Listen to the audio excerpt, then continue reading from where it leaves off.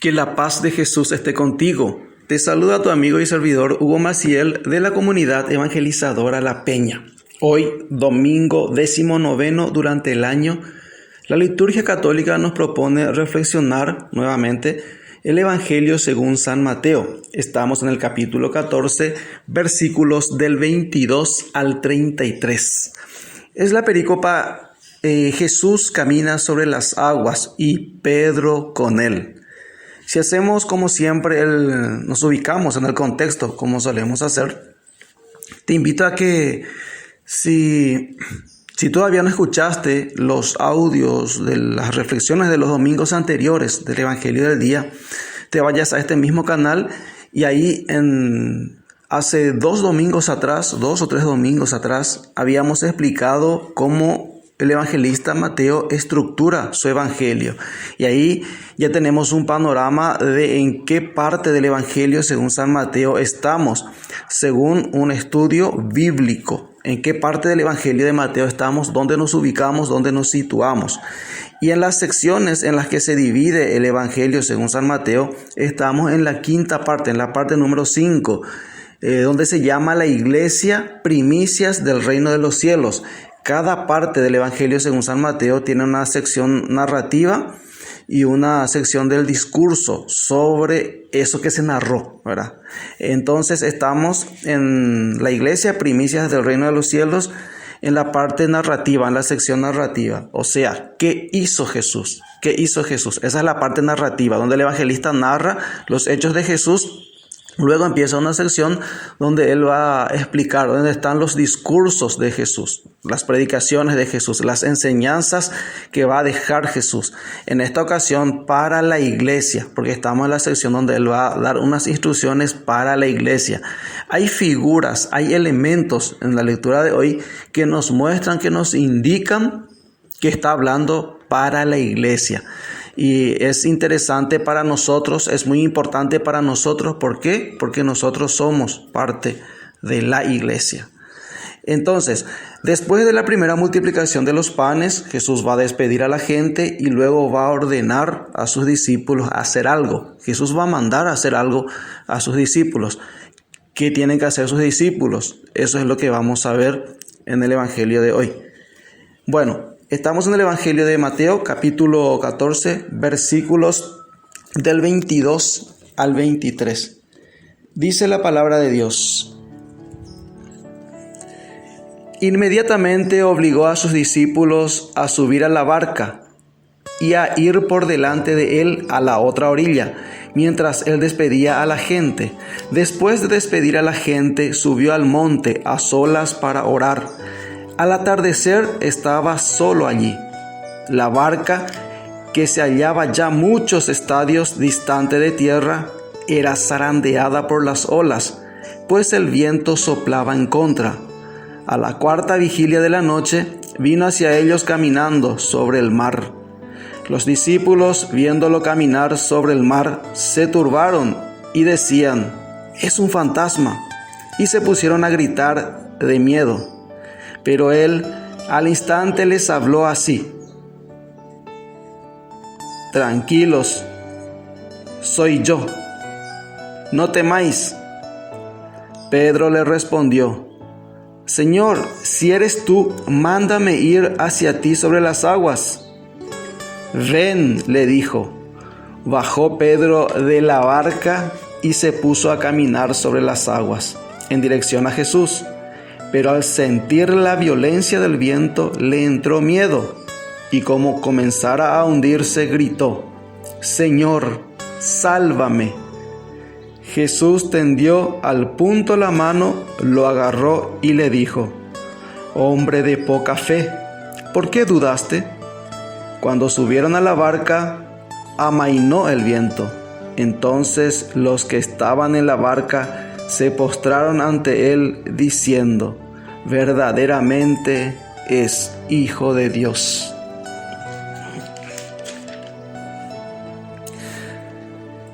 Jesús inmediatamente obliga a sus discípulos, dice el texto bíblico, a subir a la barca y a ir por delante de él a la otra orilla. ¿Cuál es la orden de Jesús? La orden de Jesús es subir a la barca. Les había dicho en la introducción que hay algunos elementos, algunos signos que nos indican elementos que tienen que ver con la iglesia, porque estamos en la sección narrativa de lo que Mateo va a ubicar en esta quinta parte de su evangelio, que tiene que ver con la iglesia. Vemos el primer elemento, o podemos decir el primer símbolo de la iglesia, la barca. Dice, obligó a sus discípulos a subir a la barca. O sea, los que son llamados por Jesús, los que son de Jesús, están obligados a subir a la barca. Obligó a sus discípulos a subir a la barca y a ir por delante de él a la otra orilla. Los obliga a subir a la barca dándole una misión a sus discípulos.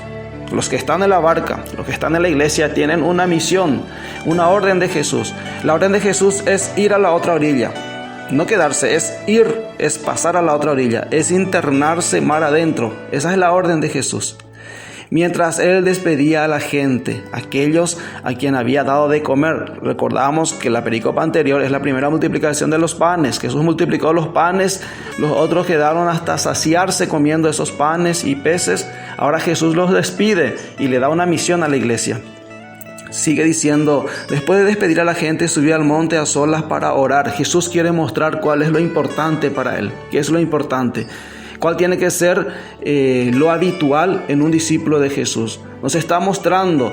Recordemos que Mateo escribe para los judíos, para aquellos que tienen conocimiento de lo que son las Escrituras o de lo que es el Antiguo Testamento, aquellos que están habituados a las revelaciones de Dios.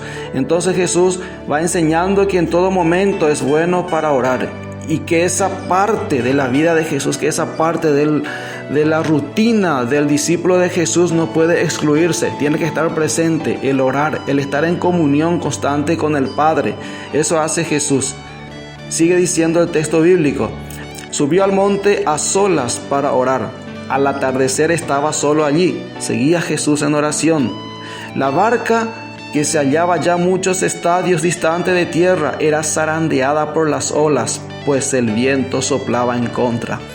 Nos hace ver el evangelista que la barca no está cerca de la orilla. El problema es grande porque está lejos, a varios estadios, a varios kilómetros de la orilla. Estamos en el medio del mar y el mar empieza a zarandear a la barca.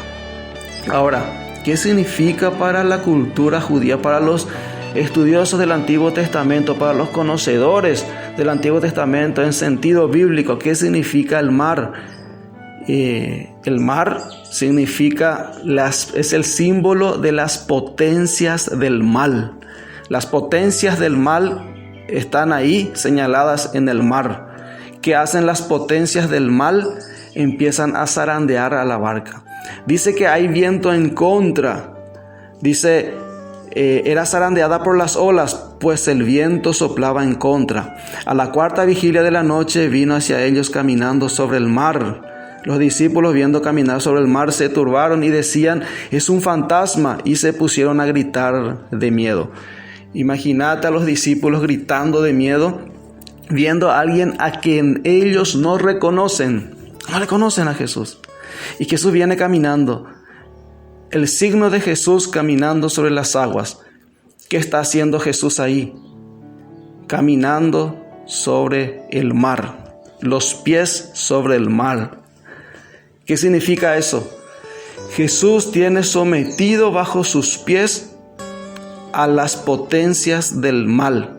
¿Qué es lo que impide a sus discípulos avanzar hacia donde Jesús les había dicho? ¿Qué es lo que le impide a los discípulos en la iglesia avanzar hacia la misión que les dio Jesús? Vayan a la otra orilla.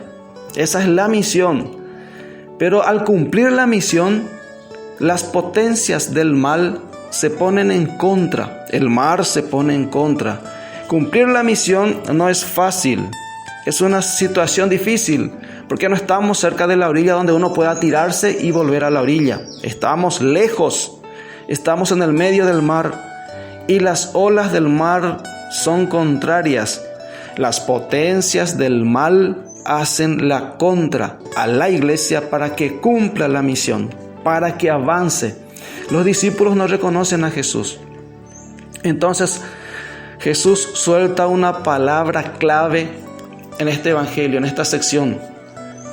No teman, soy yo, en griego, ego eimi, soy yo. El nombre de Yahvé, el tetragramatón, soy yo. No teman, yo estoy aquí. Tranquilos, soy yo, no teman. A lo largo de la Biblia vamos a encontrar textos bíblicos, frases bíblicas donde nos van a definir la autoridad que tiene Jesús, lo que Jesús haría, lo que Jesús vino a hacer. Y es interesante porque Mateo escribe para los que conocen las Escrituras. Y ahí podemos ver que en Job capítulo 9, versículo 8, dice la Escritura: Él solo desplegó los cielos y dejó su huella sobre la espalda de la mar. En el Salmo 65:8 dice: acallas el estruendo de los mares, el estruendo de sus olas. En el Salmo 77:17 dice: te vieron, oh Dios, las aguas y temblaron.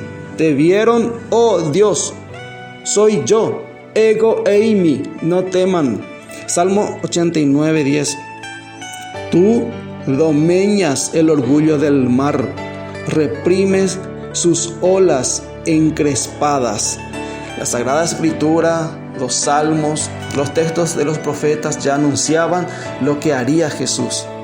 Hoy tal vez Jesús nos diga: suban a la barca, no teman, soy yo. Tal vez la misión se vea obstaculizada. Sí, va a haber olas encrespadas. Sí, va a haber turbulencias. Sí, era la 4ª hora de la vigilia. Era entre las 3 y las 6 de la mañana. Tal vez no puedas ver el horizonte porque esté oscuro todavía. Pero ¿sabes qué? Está amaneciendo y viene caminando sobre las potencias del mal, pisando las potencias del mal, sometiéndolas, mostrándote que hay una luz que vence las potencias del mal, que la tienen bajo sus pies, que la dominan, que deja huellas sobre ellos. Y ese es Jesús. Viene a dominar las potencias del mal. Sí, en la misión, en tu vida como cristiano vas a tener turbulencias. Sí, van a haber olas contrarias, encrespadas, que van a zarandear. Tal vez la iglesia esté pasando por un momento turbulento. Tal vez la iglesia se encuentre zarandeado por las olas del mar, por las potencias del mal. Pero es ahí donde Jesús se presenta y dice: ego eimi, soy yo, no teman, no tengas miedo, no dudes. Pedro se lanzó y fue al encuentro de Jesús, pero tal vez Pedro pueda dudar y pueda querer hundirse, pero siempre va a estar la mano de Jesús. En nuestra vida puede pasar eso.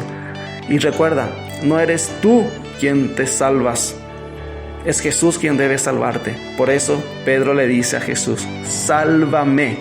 Esa es la clave. Jesús es quien salva. Resumiendo, Dios es el único que tiene poder sobre los elementos de la naturaleza. Muchas veces en el Antiguo Testamento menciona este poder de Dios sobre las aguas. En el principio Él separó las aguas de la tierra. Génesis 1:6. En el Éxodo abrió el mar para liberar al pueblo de la esclavitud. Éxodo 14:21. Ante este poder de Dios, el ser humano constata su propia finitud. Job 38:8. Los discípulos en este proyecto, en el trayecto en el cual van descubriendo quién es Jesús, lo ven ahora manifestándose poderoso sobre el mar, y por eso exclaman: verdaderamente tú eres el Hijo de Dios. Esta es la confesión de fe que repetimos cuando sobre las tormentas y turbulencias de la vida Jesús manifiesta su cercanía y autoridad. Y si oramos: Jesús, Señor, me parece que muchas convicciones, valores, paradigmas e ideales de la vida cristiana se están cayendo. Tómame de la mano y ayúdame a caminar con fe, esperanza y amor. Amén.